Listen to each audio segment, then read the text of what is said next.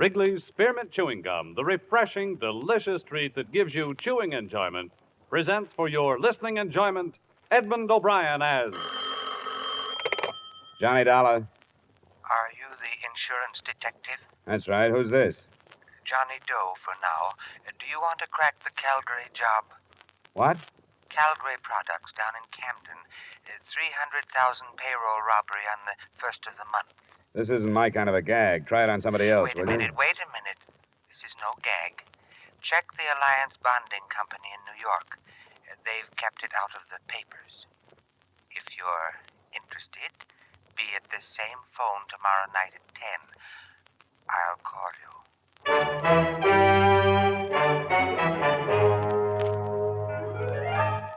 the makers of Wrigley's Spearmint Chewing Gum bring you Edmund O'Brien in another adventure of the man with the action-packed expense account.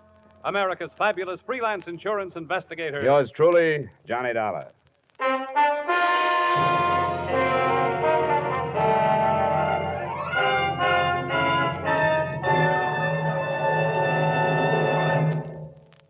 To make every day more enjoyable, treat yourself often to refreshing, delicious Wrigley's Spearmint Chewing Gum.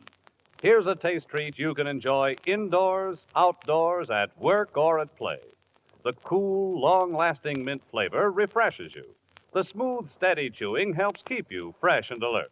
Adds enjoyment to whatever you're doing. Wrigley's Spearmint Chewing Gum. Healthful, refreshing, delicious.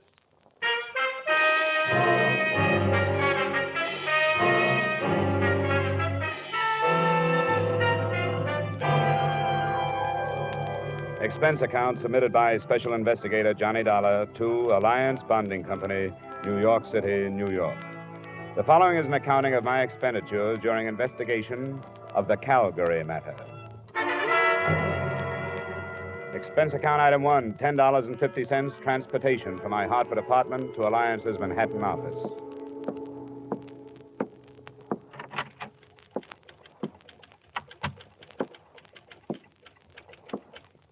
Good afternoon, sir. Hello. I think Mr. Matthews is expecting me. The name is Dollar? Oh, yes, Mr. Dollar. That door. Just go right in. Thank you. Yes.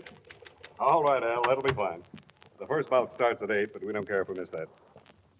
All right, I'll see you then. Sorry, but you can't hurry a son, you know. That's all right. I'm Johnny Dollar, Mr. Matthews. Yes, so I thought. Sit down, won't you? Uh-huh. Yes, sir? I don't want to be interrupted for the next hour, Miss Mills. Yes, sir. Mr. Dollar, do you put any stock in that telephone call? Oh, I haven't any idea. I don't know anything about it. I've done a lot of thinking since you phoned me about it, and of course there's nothing for us to do except to follow it up. But I can't help wondering if this man isn't a crank of some kind. Oh, that's what I thought, too, until you bore him out by telling me there'd been a robbery that had been held from the press.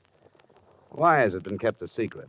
Well, all concerned thought it was the best idea, and there's a possibility that the group involved is the same one that carried off the Brink robbery. But any publicity would only give away our hunch that the same gang pulled both jobs. What makes you think the Brink crowd might have pulled this one? Because of the way it was executed. Simple perfection. The knowledge the criminals had of our operations. You see, one of our armored cars was to deliver a cash deposit to the Barton Bank in Camden to cover the Calgary Products payroll. The truck simply didn't arrive. It was found later, wrecked and empty. The driver and the guards? They were found 3 miles away, bound and gagged. Their descriptions matched those at Brink's, masks and so on. Yes, it was perfection. They knew exactly when and where. What do you want me to do? I've talked it over with the rest of the Alliance executives. We want you to follow that call through, but we must insist that you make every effort to maintain the security we have established. Here are the details.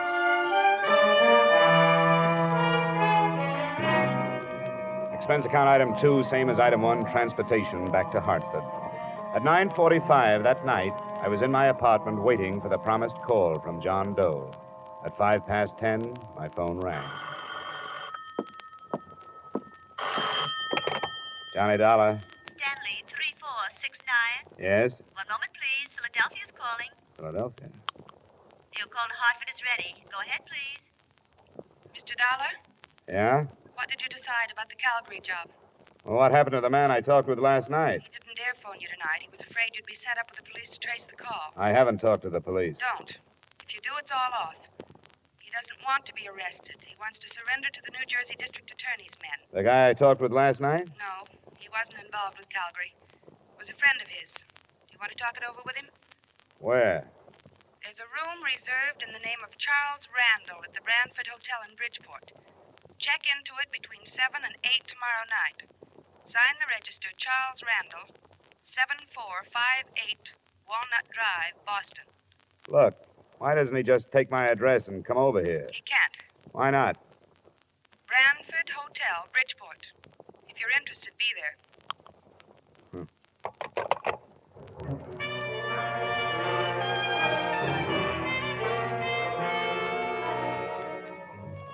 Expense account item 3, $5, mileage to Bridgeport and the Brantford Hotel. It was a weathered frame building in the Harbor District.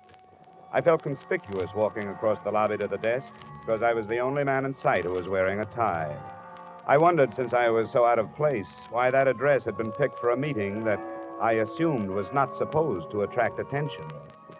My room was in the rear on the ground floor. I'd no more than opened a single window to air the room of the traces left by its previous tenant when I was signaled to the door.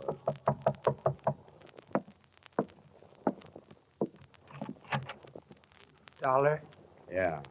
let me come in. You got a driver's license or something? Better than that. A private operative's license. Here you are. Thanks. I recognized your voice, but I thought I'd better make sure. Come on, we're going someplace else. Why? Because I'm not sure you weren't followed here. But I'll be sure we aren't going to be followed where we're going. I don't like it. It must be this way. You've got to believe me. He has to be careful. He doesn't want to get killed. What's the matter? The gang busting up? Come on, What started the trouble? Splitting the loot? Dollar. Don't bother with me. I can't tell you anything because I don't know anything. Believe me, I'm only doing this to help him out. You don't have to come if you don't want to. Where do we go? You won't be coming back here. Don't leave anything but the keys to your car. Somebody will drive it out. Do you know where I parked it? It's the green coupe, isn't it? Yeah. He knows. Not through the lobby. There's a rear door. My car is parked just outside.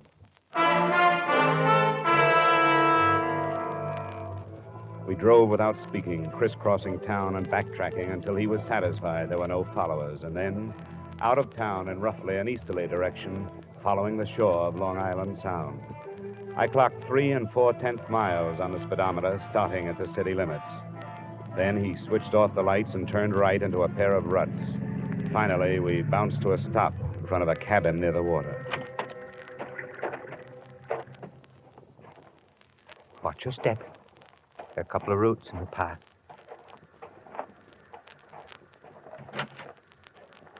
Did he come? He's here. Good. You wait in the car, will you? I don't think it'll take long. The first thing that impressed me as I walked past her into the single room was her youth. She didn't look much over 20. In spite of rather nondescript short brown hair and a band of freckles across an Irish nose, she was attractive. She was very small, and her violet eyes were very frightened. I'm glad you've come. Where's the man I've come after? He left. He decided at the last minute that it would be better if he didn't meet you tonight. Look, I've had enough. I don't play this way. I don't like to be made a fool of. But you aren't. Please be patient with us. I've been patient, and all I've gotten for it is some vague phone calls, pointless instructions, and a meeting in a crummy hotel that's right out of Dime Detective. I've had enough. Please help us. How can I help you when you don't give me anything? I don't know anything. And how can I help somebody who runs away? As far as I know, he doesn't even exist. I'll show you.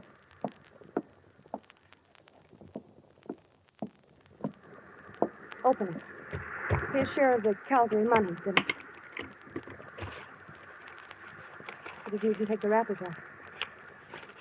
I can take this with me? Yes. I don't get it. Does it matter? He wants to give himself up. Why this way? I told you on the phone. He doesn't want to be arrested in this state. He wants to go directly to the district attorney's office in New Jersey where the robbery was committed. He'll turn state's witness? Yes, but he has a demand. Promise of immunity. It won't work.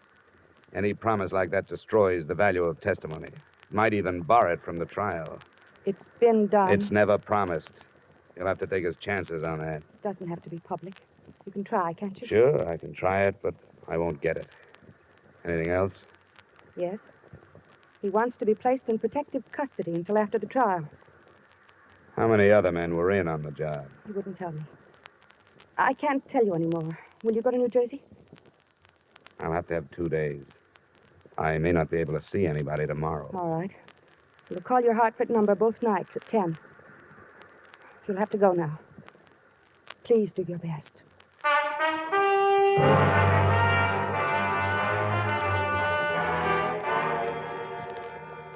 Don't be ridiculous, Dollar. That's one of the most impertinent requests I've heard since I took office. Nothing personal, Mr. Kreider. I was asked to make it, and I did.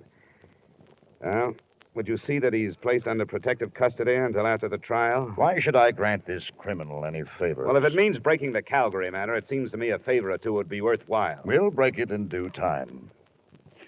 You know where he is? No, but I've been close. I may be able to bring him in if I can get you a word on a few of these things. Yeah, we'll see. Do you mind telling us where you've been operating? Now, you know I can't tell you that. These people are my clients now, more or less. I have to keep their confidences. Now, what's your answer? Answer? Definitely no immunity.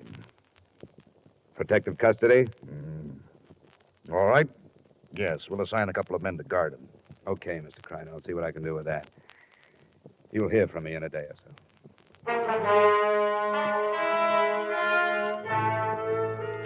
Expense account items 4 and 5, $40 traveled from New Haven to Trenton, New Jersey, and from Trenton back to Hartford. I reached home too late for the phone call that first night, but it came the next, promptly at 10, from Boston this time.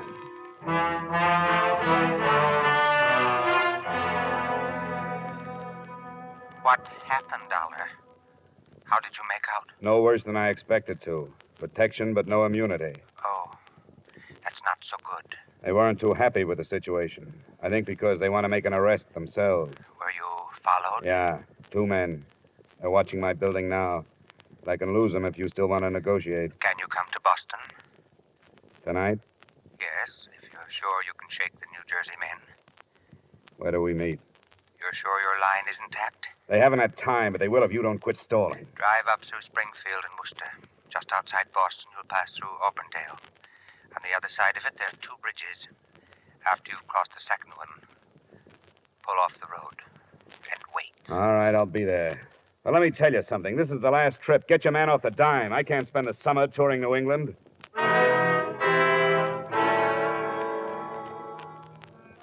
I slipped out of Hartford, found the second bridge beyond Auburndale, pulled off the road, and sat there, listening to the night.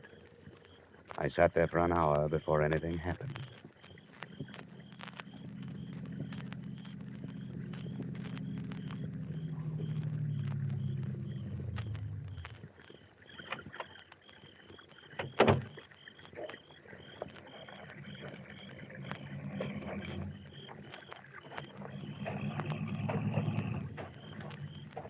My name is Gannett, Mr. Dollar. Oh?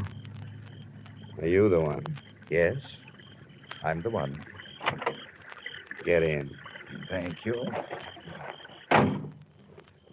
Well, you caused quite a stir, Gannett. Yes, so I understand. I've heard that crime pays only those who write about it and those who investigate. Are you armed? No, but satisfy yourself. The DA in Trenton? Then, by all means, the DA and friends will be at the cottage by the sound side after you have delivered me. It wasn't a silent trip, but the subject of our scattered conversation was always far removed from the Calgary matter. Gannett's only typically criminal attitude was one of fear. He was never satisfied that we weren't being followed. We weren't. I learned that at 9:30 the next morning when we pulled up in front of the State Building in Trenton. We hadn't been followed. They were waiting for him.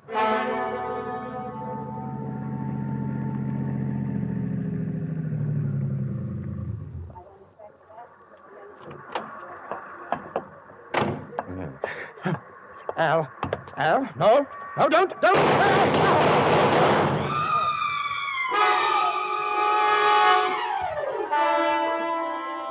Someone in the crowd, it was impossible to know who, shot Gannett to death and disappeared in the confusion. It was sudden and unexpected. More unexpected, I think, than learning after police identification that Gannett, admitted criminal, was also Arnold Gannett, LL.D., professor of law at Russell University, New Haven, Connecticut.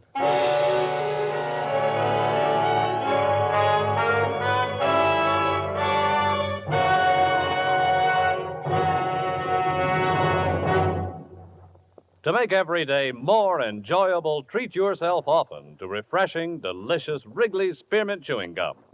The lively, full-bodied, real mint flavor cools your mouth, moistens your throat, freshens your taste. And the chewing itself gives you a little lift, helps you keep going at your best. So for real chewing enjoyment that's refreshing and long-lasting, always keep Wrigley's Spearmint Chewing Gum handy. Healthful, delicious Wrigley's Spearmint Gum will make every day more enjoyable. And now, with our star, Edmund O'Brien, we return you to the second act of Yours Truly, Johnny Dollar.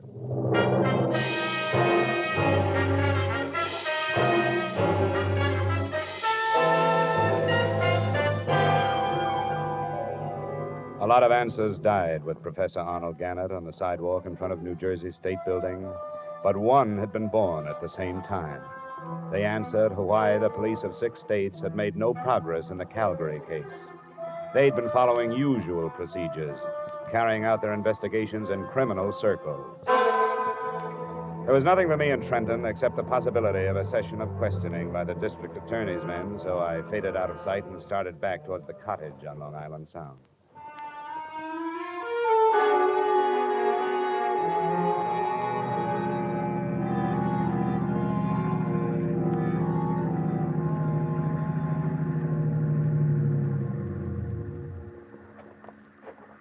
Hello? Hi. Did it go all right? No, it didn't. It blew up. Somebody was waiting for us in Trenton. He killed Gannett as he got out of the car. I thought we were careful enough. You were careful here and in Boston, but nobody was following you. They knew where he was going and waited for him. How did they find out? I don't know. He never told me anything about it. Where's the girl? She's asleep. She stayed awake all night. I don't know what this is going to do to her. She's his wife. She'll have to know. You're right. It'll be in the papers tomorrow, won't it? She was going back to New Haven in the morning. But I can't do it. I don't want to go in. I think you'd better. I don't know who you are, and so I don't want to lose track of you. Come on in with me. Very well.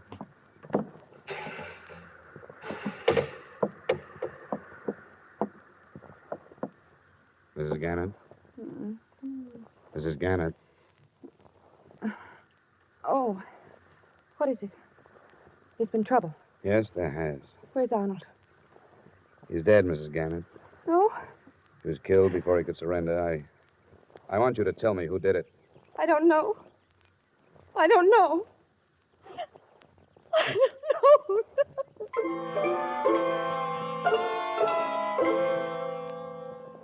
I gave her an hour to get hold of herself. During that time, I learned that the other man at the cottage was Earl Becker of Bridgeport and a gardener at Arnold Gannett's school. Enclosed, please find a copy of his statement. I'd known Arnold Gannett since he was a student at Russell University. We got to be good friends when we started to fish the Sound together. We didn't have anything else in common. But that sort of thing draws men together. I didn't know anything about the robbery until he told me he was in on it. That's all he told me. When he asked me to help him surrender, I said I would. When I returned to the cottage, Mrs. Gannett was dry-eyed. Mr. Dollar, I appreciate what you've done. You tried to help us, and I know that you're not to blame for anything. Oh, there was no way to stop it. It's all finished now. And I want you to go back to Hartford. Oh, it's not as simple as that. I've put myself out on a limb with the New Jersey district attorney. I won't get off it until this is cleared up. Are you telling me the truth when you say you don't know who your husband was teamed up with? I don't know. He wouldn't tell me. He said it was safer if I didn't know. What did he tell you? Nothing until after it was all over. 2 weeks after. And I knew he was awake at night because something was troubling him. He couldn't lie to me. Your husband was a brilliant man, a doctor of letters. How did he get mixed up in this thing? On Tuesdays, he taught criminal psychology. Before the end of the semester, there was a lot of discussion on the Brink robbery in Boston. And he thought he had the best theory of all. That the men who robbed Brinks had never been criminals before? Yes. And were able to come back to their respectable lives and hide in them. Did he offer that theory to his classes? No. That's what started it. He couldn't get it out of his mind. He told you this? Not until afterwards. It grew into a challenge that he had to do something about. So he did it. And was successful. When he told me, I made him promise to give himself up. I made him do it. I'm sorry I have to keep after you, but there are things I have to know. These classes of his, how many students? It was a large enrollment this year. There were hundreds. Did your husband ever mention a man named Al? Oh, there were so many. I can't remember. Well, he must have kept records. Where can I find a list of his students? At our house in New Haven. Well, then we'll have to go there. I'll be outside. Please let me know as soon as you feel able to leave.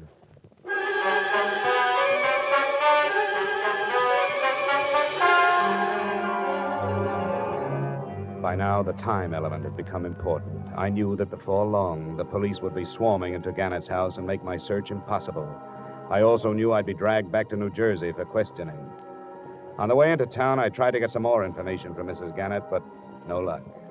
She apparently knew nothing of her husband's actions. It was 6 p.m. when she opened the door of Professor Gannett's office. Across one wall stretched a row of file cabinets, his records and lists of students.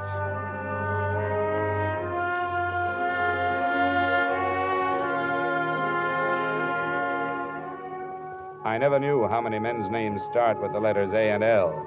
In an hour, Becker and I gathered from the 1949 and 50 enrollments some 100 names from Allen to Alvin. There aren't any more here. What do you do with a list like this? They live all over the country. Here's one from Arizona, Nebraska, Florida. I don't think we'll have to bother with them. You're dropping it? No. I think I found it. Which one? Hey, that car. Check the window, will you? See if it's police. Yes, it is. I can't talk to them now. Show me the back way out of here, will you? This leads to the hall. What shall we tell them? Well, don't lie yourself into a trap. Tell them I just left. You don't know where I was going.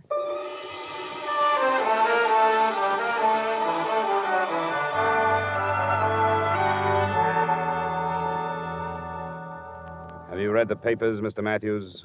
Professor Gannett? Yes, it's hard to believe. You knew him? Yes, I'd met him. I'm awfully sorry about this. But now you know how the robbery was carried off with such perfection, don't you? What do you mean? You mentioned it yourself. They knew exactly where the armored truck would be and when. Your son Albert was a student of Professor Gannett's. What are you intimating? Well, there are thousands of students at Russell. I don't know of any other who has connections with the company that was robbed. I won't stand for this. The crime was committed because of a fixation Professor Gannett had about the Brink robbery. He felt he had to prove that respectable people could commit a crime and get away with it. He did it. But he couldn't have without knowing where your truck was going and approximately when it left New York. Where is your son? Strangely enough, this possibility had crossed my mind, too, but I just can't believe Where it. is he? He's in his room, packing for a canoe trip up in Vermont. Which one is his room? I'll show you. Come on, it's upstairs. Your suspicions are very strong, aren't they? Yes, they are, Mr. Matthews.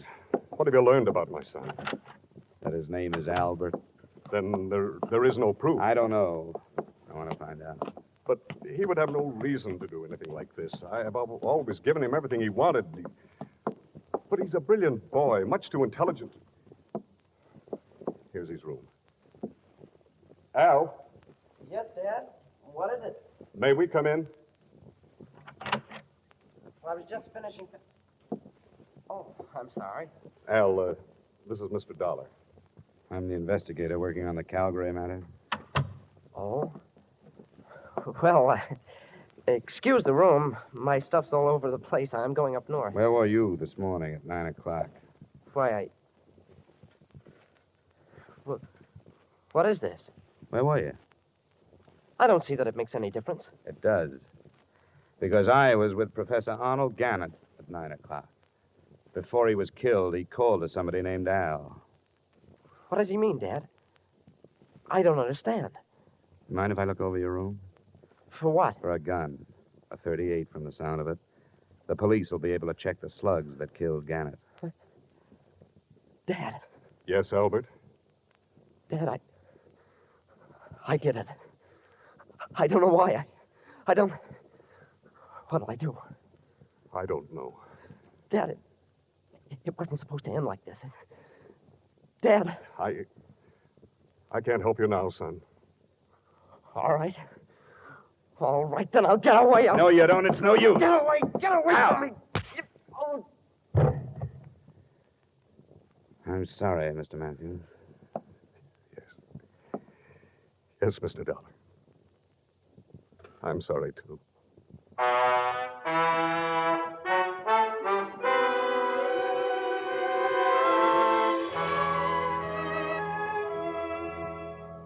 Albert Matthews' statement, by the time he had finished, involved two other law students.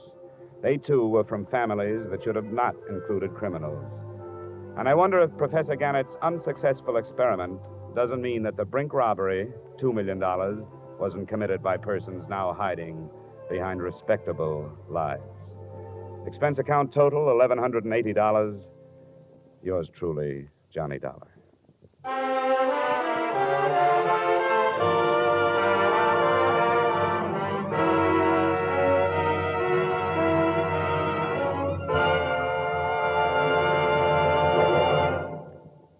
Remember, friends, to make every day more enjoyable, treat yourself often to refreshing, delicious Wrigley's Spearmint Chewing Gum. There's lots of cooling, real mint flavor in every stick. And chewing Wrigley's Spearmint helps keep you feeling fresh and alert. You feel better, work better, get more fun out of doing things. So indoors, outdoors, wherever you go, keep some healthful, refreshing Wrigley's Spearmint Chewing Gum handy. To make every day more enjoyable, treat yourself often to delicious Wrigley's Spearmint Chewing Gum.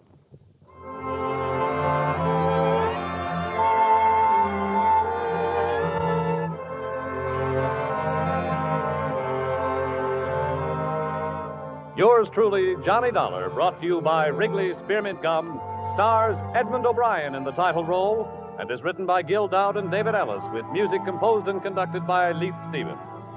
Edmund O'Brien can soon be seen starring in the Columbia Pictures production 711 Ocean Drive. Featured in tonight's cast were Ted Osborne, Florence Lake, Bill Boucher, Virginia Gregg, John Daner, and Terry Kilburn. Yours truly, Johnny Dollar, is produced and directed by Jaime Del Valle.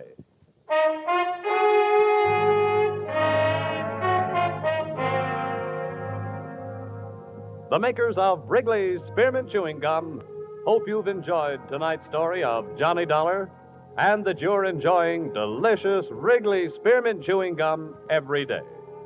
We invite you to join us again next week at this same time when, from Hollywood, Edmund O'Brien returns in another adventure of Yours truly, Johnny Dollar.